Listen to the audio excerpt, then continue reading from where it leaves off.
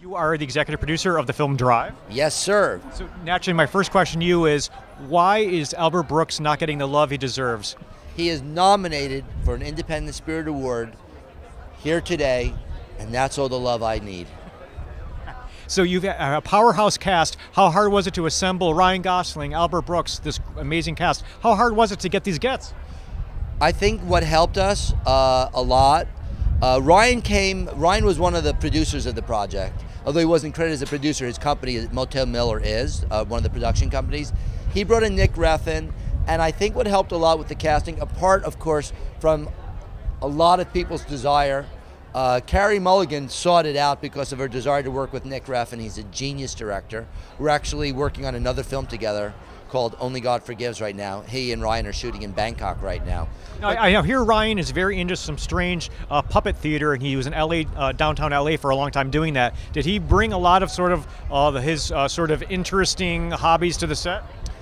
I don't recall seeing any puppets, but I can tell you that his dog does amazing tricks. I mean, Ryan is exceptional. He really is what kind of dog does he have?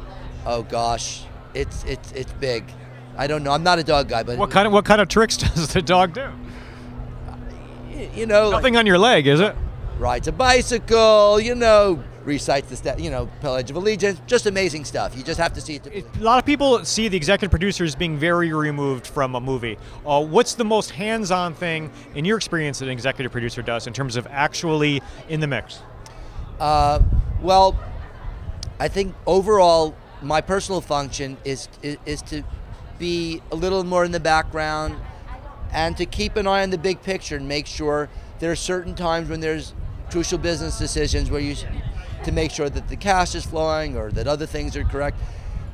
At Bold Films, which is our company, I also do get involved a lot with the development, but mostly just quietly talking to the directors. I don't really have I'm not an on-set guy. We have a great, my partner's great, and he does that for us. I'm sure. And last question for you. What were some of the initial hesitant reactions to the script of Drive that you heard, that you got word of, that people weren't maybe not immediately embracing or understanding what the film was trying to convey?